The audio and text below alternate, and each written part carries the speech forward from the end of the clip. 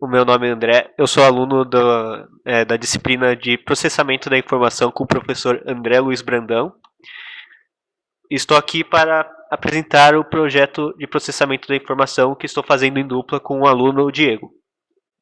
Bom, eu não vou entrar por enquanto na parte da estrutura do programa, mas vou mostrar um funcionamento dele. Posteriormente, a gente vai apresentar toda a estrutura dele.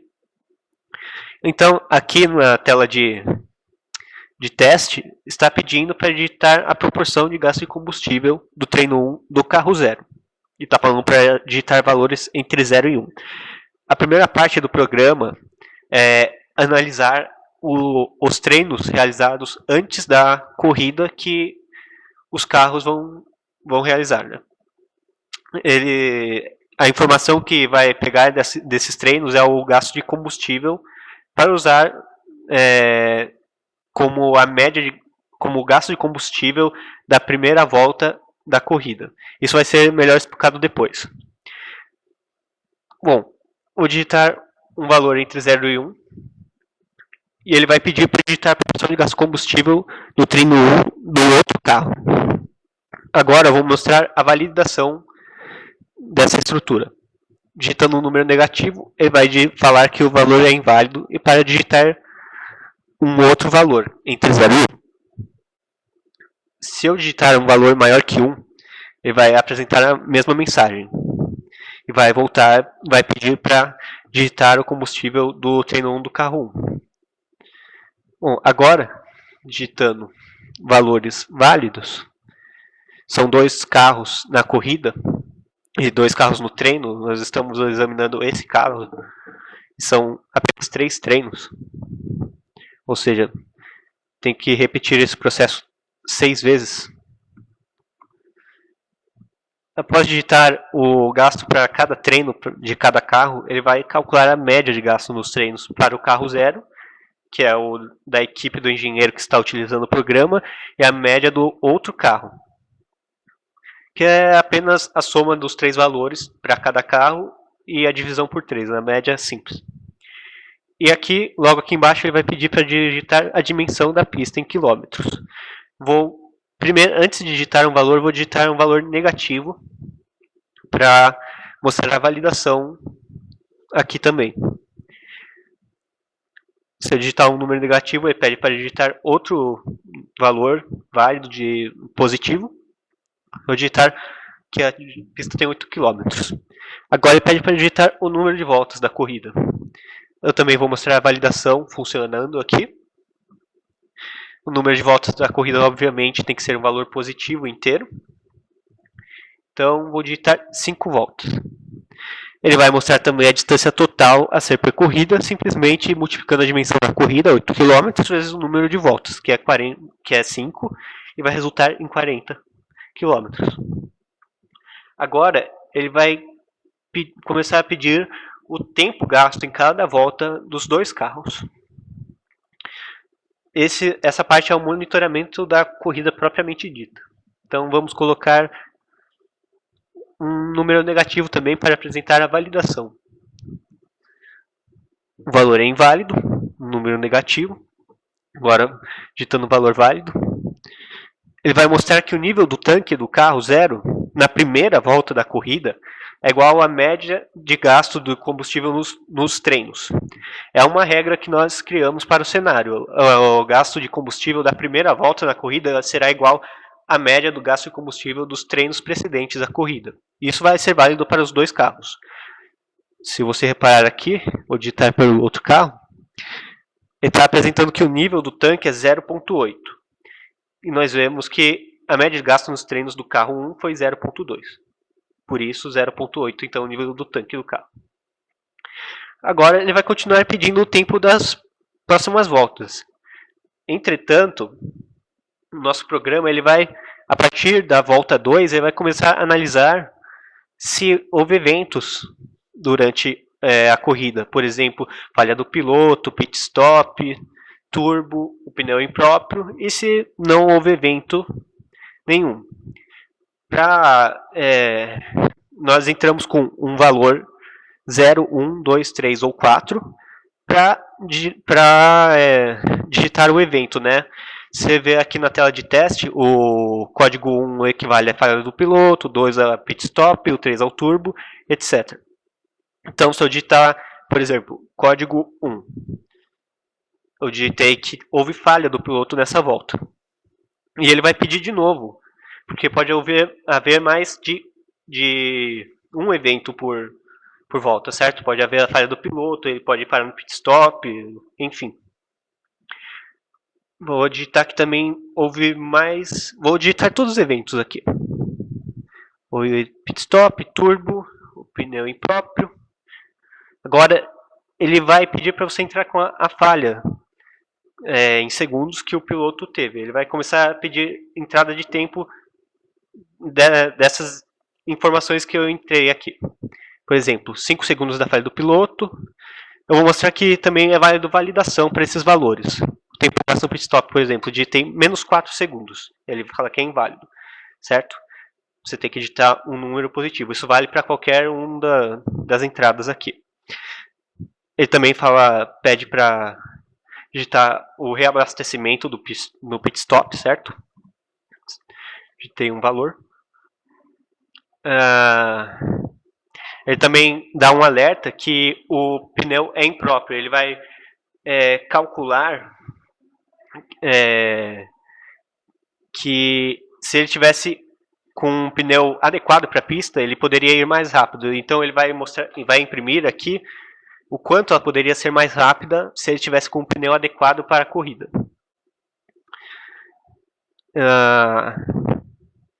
Certo. Continuando. Aqui. Eu não vou digitar mais os códigos, porque já expliquei essa parte. Agora que, se você reparar, estamos na volta 3, ou seja, passou de 50% da corrida. Quando dá 50% da corrida, o programa vai emitir uma previsão do tempo gasto, uma previsão do tempo total gasto da corrida. Isso, a partir, quando chegar a 50% da corrida, ele vai emitir essa previsão. 75% também vai emitir outra previsão, e quando der 100% da corrida, ele vai emitir o relatório final de quem ganhou. Certo? A previsão do tempo para 50% da corrida simplesmente vai ser o tempo acumulado que ele gastou até agora, vezes 2. Porque nós estamos admitindo que o desempenho médio dele na primeira metade da corrida será o mesmo na segunda metade da corrida. Agora, vamos continuar aqui.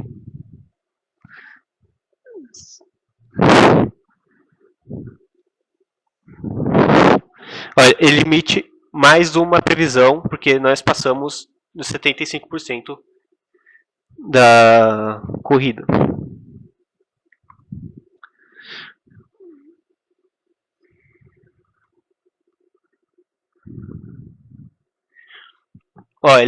Ele vai imprimir também, quando o rendimento cai muito para um carro, ele emite uma mensagem dizendo que, como não teve nenhum evento e o rendimento caiu muito, isso é indício de falha mecânica e vai instruir o piloto a ir ao pit stop.